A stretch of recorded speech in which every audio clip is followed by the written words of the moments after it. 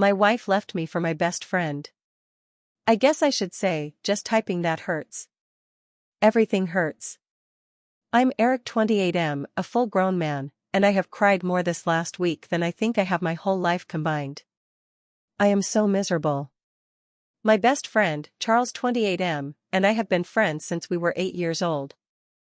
We were on all the same sports teams, each our parents basically consider the other family. I was invited on every one of his family vacations, and vice versa. We graduated high school together in 2014 and were roommates all through college. He was the best man in my wedding. God, it hurts so much. As painful as this is, losing my wife, Moira 27F, is even worse. She was my everything. We met 7 years ago, started dating shortly after, have been married for 4.5 years now. I keep running through my mind.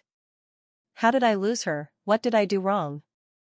I haven't let myself go. I plan dates and vacations, we are doing well financially, we have little fights but nothing big, and we always make up and do better going forward. I'm willing to say I'm sorry, I learn from our conversations, I listen. We have a healthy and active sex life. We split the work around the house. I just don't know how this can happen, I'm hunting for reasons and I can't find them. I'm so lost, maybe I'm blind to my own faults. I wish she would have talked to me. It's so painful to say out loud what has transpired. I'm sitting here now trying to type it out. But it's hard with the tears rolling down my face. 2 months ago, Charles' longtime girlfriend ended their relationship. He took it really hard. Moira and I have been doing our best to cheer him up. In fact, a week after their breakup, Moira took him out to coffee to just let him get a woman's perspective while he vented. When she came back home after, she was noticeably mad and kind of ranting about Charles's ex. She was saying things like, that woman never deserved him. He's a catch, and she will regret it. And so on. We were all close, Charles and Moira were good friends too. I felt the same as she did and chalked it up to just her being protective. Over the next week she was on her phone a lot. When I asked who, she would tell me she was messaging Charles, giving him a little pick-me-up. I thought nothing of it really. Then over the last 7 or 8 weeks she started running more errands, going to meet friends for coffee or lunch more often.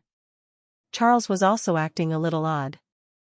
I was trying to be there for him, especially early on. I would invite him over, or just text to see how he was doing. Over the weeks his messages back got shorter, with more time between. He came over less and less. I assumed he was just coping in his own way. This last Tuesday, I was on my way home from work when Charles texted asking me to stop by. I told him I'd be right there. I was excited because I thought he was back and just wanted to hang out or work on something together. I arrived and tried to make some references to our inside jokes. I laughed a little, but he just smirked and it looked like he had tear form in his eye. He motioned for me to follow him into the living room. Moira, my wife, was sitting on the couch. When I entered the room, she burst into tears. I immediately went to comfort her, thinking something bad had happened. Like someone had died. Before I could get to her, Charles said, "Eric, wait." Moira at the same time put her hand up as if giving the signal to stop. Charles let a tear fall down his face and said, "I am so sorry, I don't know how to say this. Moira and I have fallen in love." I felt the color run from me, my heart actually physically hurt. I wasn't sure if I was hearing this correct. Moira just started repeating, "I am so sorry." The two of them were both just apologizing profusely. Then they started. "We know it is wrong, we know it's not fair, but we are in love, and we can't deny it. We didn't mean for this to happen, but it did. We still care for you. We still love you, you don't deserve this. We regret what has happened, but we want to be together." Everything was we. The room was spinning, I was having a full-blown panic attack. It felt like dying. I started begging them to tell this was a prank, a joke. "Please, I don't care if you're filming this, I don't care if you share it to the world, just please let this be fake, please." I was hysterical in this moment. Moira put her arms around me and tried to comfort me, and I let her. I just cried. When I calmed down, they repeated, it was real. They loved each other, they wanted to be together. I asked the how, the when, the why. After his breakup, they just felt the spark at that coffee meeting. Before they knew it, the spark was an inferno. They said they tried to fight it, talked about how unfair it was to me, how wrong. Then Sunday, when my wife told me she was meeting a friend to shop. She actually came here to his house, and they made love for the first time. At that point, they said there was no going back. They had to face the reality of their love, and that meant they had to come clean to me. I ran at that point. I got in my truck and I returned home. Moira followed behind, without Charles, about 10 minutes later. When she entered, I asked, "Why did you follow me?" She said, "Because I love you, and I don't want you to do anything permanent." I broke down again and begged her not to do this. Begged her to have me back. She cried hard and apologized so many times. I asked over and over again what I did wrong. What did I do to drive her away? She just kept saying things like, "You've done nothing, you have been an amazing husband. I am at fault, I have failed you and fallen for him. We are in love and I can't stop it. It's not you, it was never you. You deserve great love, and everything that comes with it. I'm so sorry I failed to give you that, and never will be able to." Once I was calm again, she packed 2 large suitcases with most of her stuff. She left that day. She moved in with Charles. In the past week, I have received multiple apologies from both of them. Moira has been trying to check on me, telling me she loves and cares for me, and that she's here if I need her. I've left them mostly ignored. Moira told me she was extremely worried about me and asked for me just to confirm I was physically okay. I did send back yes. Then felt bad about responding. She didn't deserve to know. Both Charles's parents and Moira's parents have called me this week. I answered both calls. The calls were very similar. The gist was they love me, care for me, and are so sorry. They are angry, disappointed, and hurt by their child's actions. They won't cut them off or anything, because they love their child, but they can't look at them right now. My family has been supportive, but they live pretty far away. My mother dropped everything and came to be with me for 3 days, but had to go back for work. My little brother has been checking in, but he has the emotional depth of a tin can. I still appreciate his efforts. I don't know how I'm going to survive this. It has changed my entire outlook on life. How could this happen? We had a great marriage, I know everyone thinks they do, but we really did. I tried, I really tried. Moira has said so many times that I did nothing wrong, that I was everything and more. But this still happened. If you can do everything right and this still happens, then it is inevitable. I'm so hurt. If the 2 most important people in your life can betray you, how can anyone trust anyone? Update Part 2. It's been 2 months since my last post.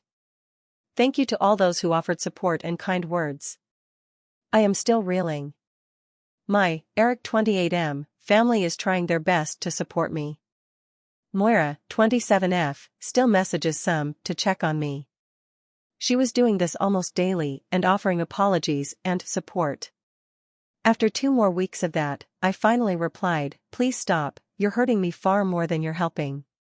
Now she only checks once a week.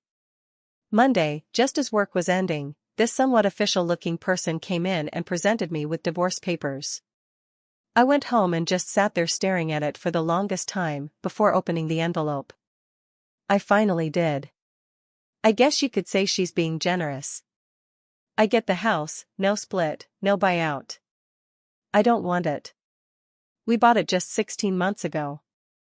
I remember that day, the process. We were so excited, so happy. 3 bedrooms, because when I turned 30, we were going to start having a family. At least 2 kids. The work we did to this place. These walls are the colors she picked out. The his and hers sinks in the bathroom we installed together. I can't keep living here. Too many memories. All the cookouts and game nights with Charles. In my lower moments, I just want to burn it down with me in it. The rest of the stuff in the papers is straightforward. She took all of our small amount of credit card debt. She left me $11,000 of the savings, taking only $3,500. I guess she's trying to literally pay for my pain. Amongst the papers was a note written by her. Another apology and request to talk. Also a warning that her and her brother, Kevin, would be by Tuesday to collect the rest of her things. When I got home after work, they were all there waiting for me. There were 2 trucks. Moira and Kevin were waiting on the front porch. I could see Charles, 28M, was parked across the street and sitting in his truck. I walked up and Moira looked like she was going to cry again. I'm sure I looked terrible. She tried to hug me but I put my hand up. I pointed towards Charles and said, "What is he doing?" Moira said, "He doesn't feel right coming in, and says he has no right to be in your home. We needed him to drive one of the trucks." I shook my head and let them in. Kevin did pull me aside at one point and apologize. Told me he always considered me a brother, that this is a bad deal.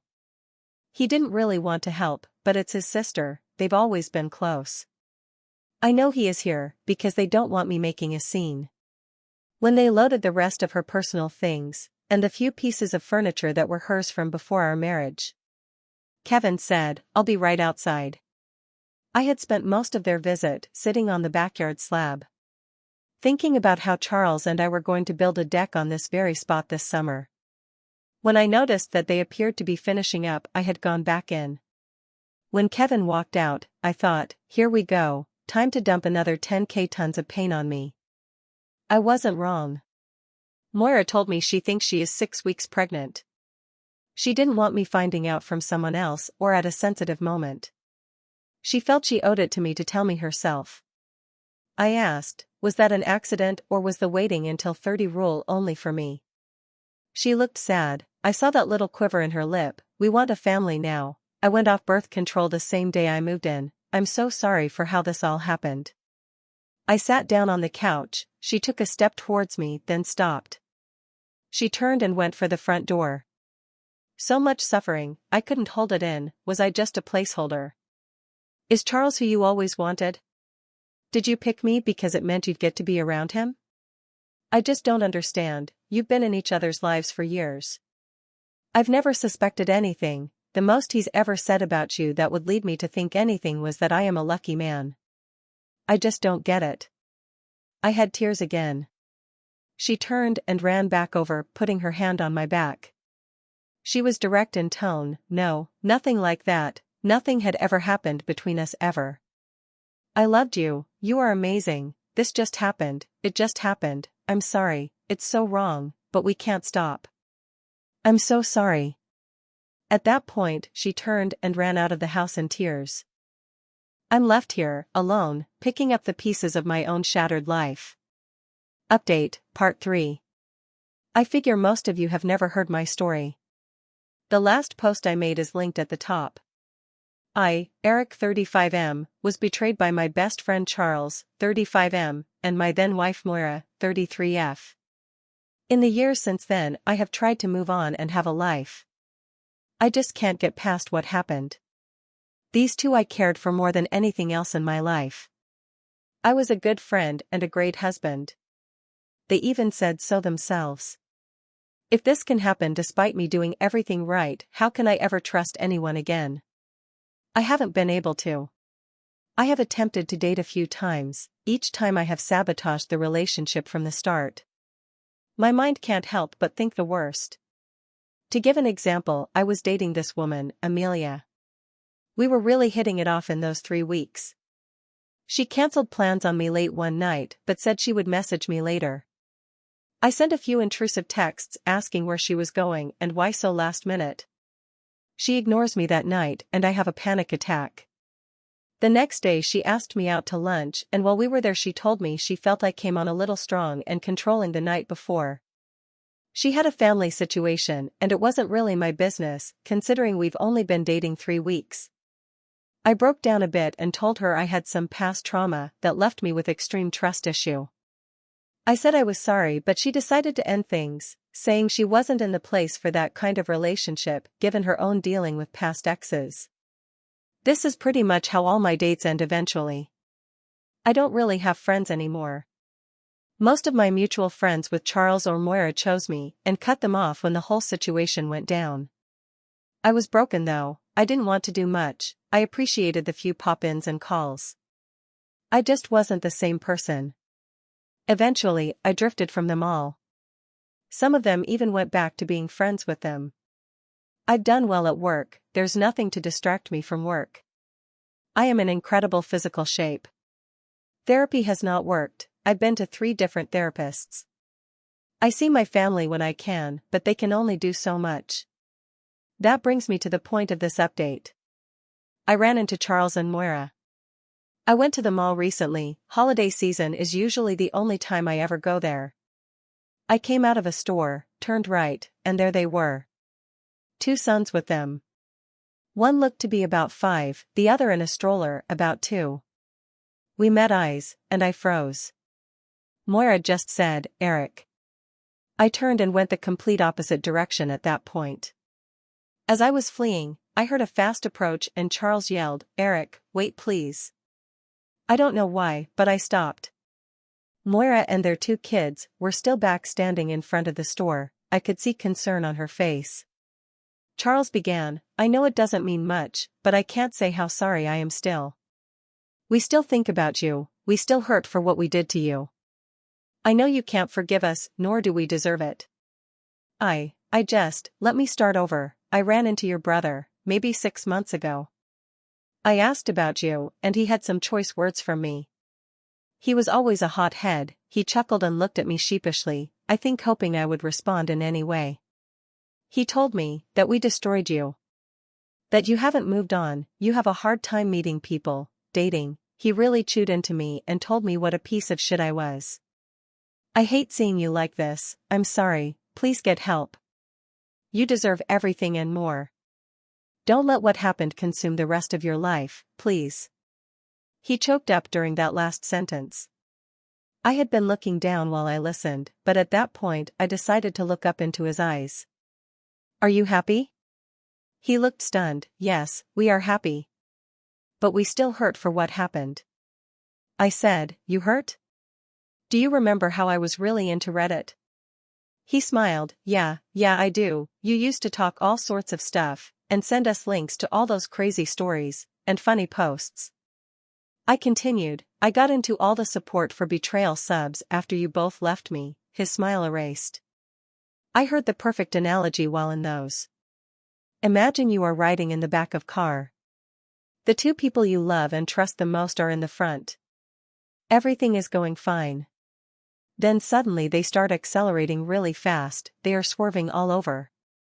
Then one slams the gas to the floor while the other yanks the wheel hard to the right. You smash into a tree at full speed. After the accident, the 2 people who wrecked the car get up, walk off, a few minor cuts and bruises. You on the other hand, you're in the ICU. You're not sure you're going to make it.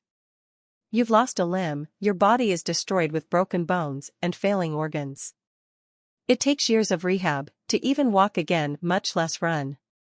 But the drivers, they're fine, they feel a little guilty over the wreck, but otherwise they just get to keep on going. That's my reality. You hurt, fine, I will never be the same. No amount of counseling, no amount of time will ever be enough, and believe me, I've tried. Remember that the next you're hurting over what happened, it's not what happened, it's what you both did to me." I walked away at that point. They didn't follow, didn't try to talk. Just another day in hell. Update Part 4. I, Eric 59M, attended my 40-year high school reunion. I can't believe that much time has passed. I have so little to show for it.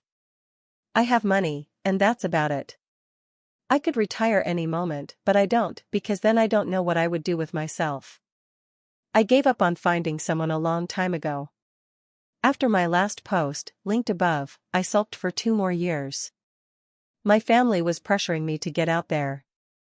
So I did. I was wealthy, I was fit. I had no trouble meeting women. I just didn't feel anything for them. We would date for a while. I wouldn't freak out like I used to, I just wouldn't commit to anything. Not really, anyway, I always kept myself closed off, sex was fine, feelings weren't. They'd always pick up on this, and things would end.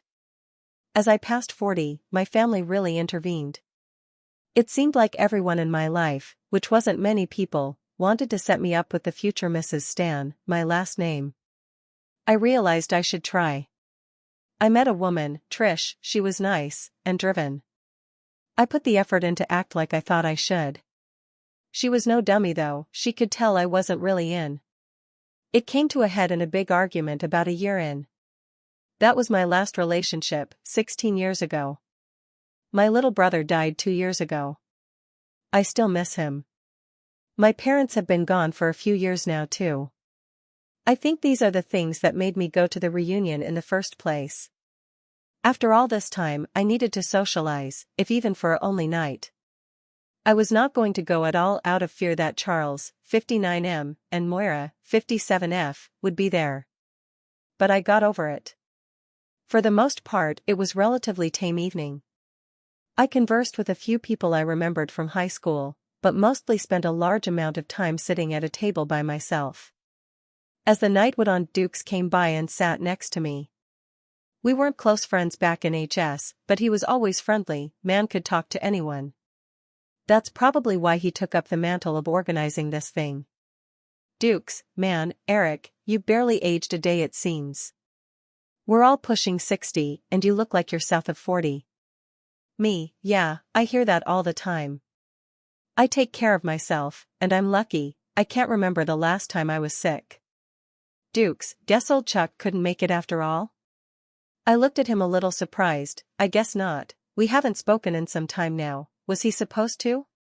Dukes, oh, my apologies, I remembered you two were tight back in the day, I figured you still were since he called me to ask if you had RSVP'd. Me, he did?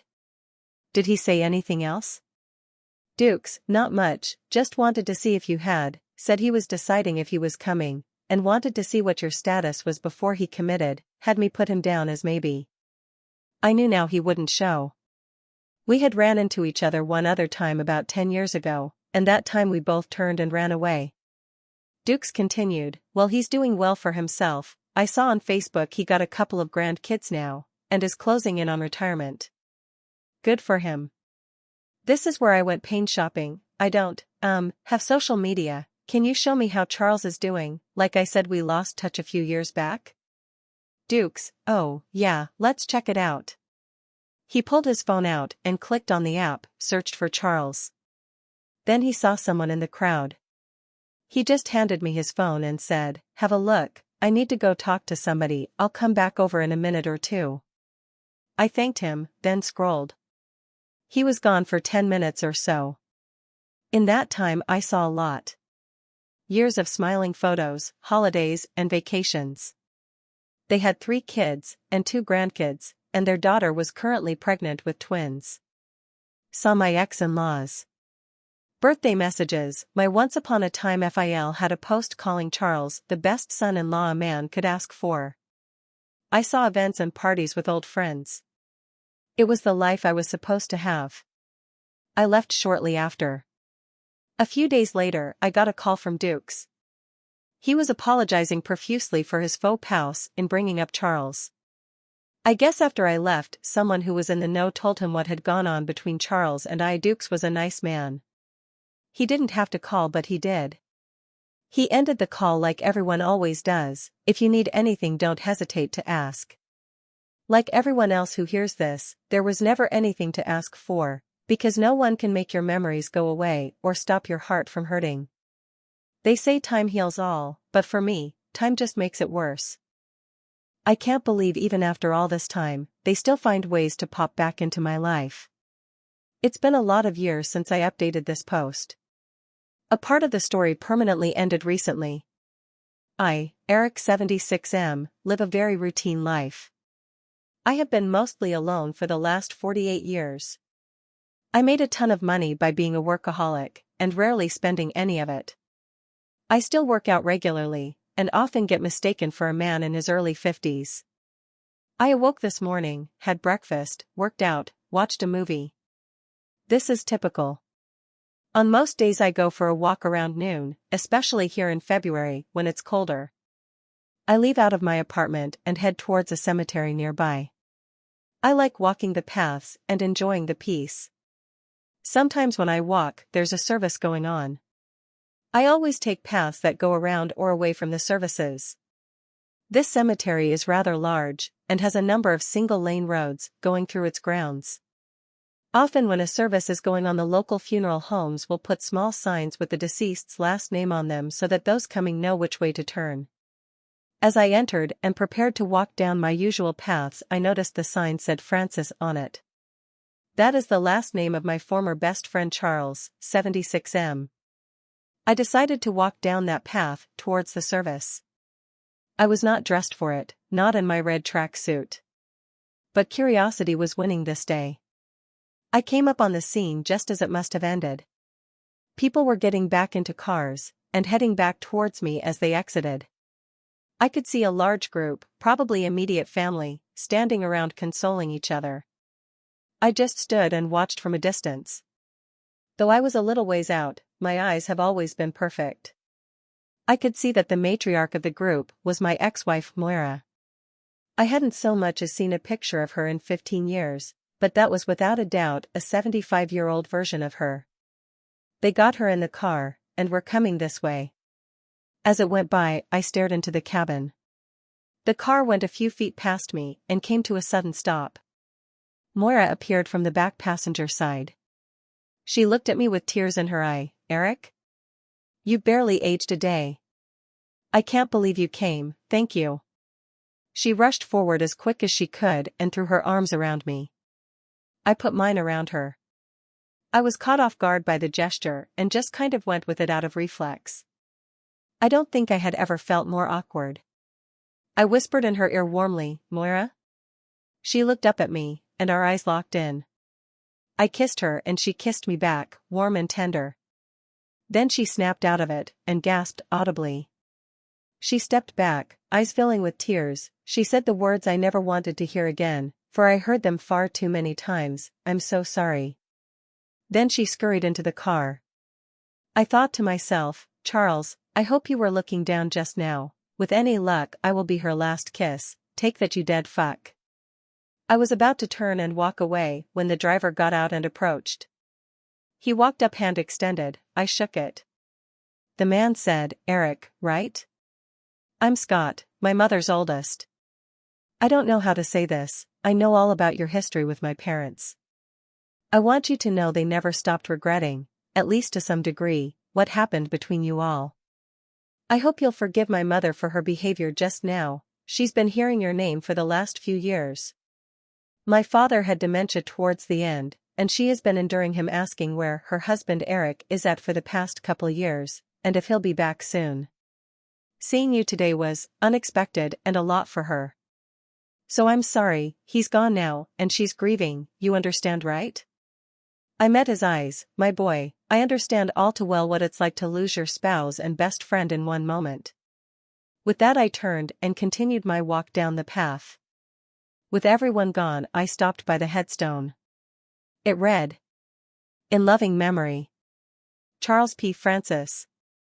October 6, 1995 to February 14, 2072. Beloved husband and father." I feel like that bottom line should say treacherous bastard and backstabber, but no one asked me. I entertained the thought of coming back at night and pissing on his grave, but I won't. The knowledge that I haunted him for the last of his days will be comfort enough.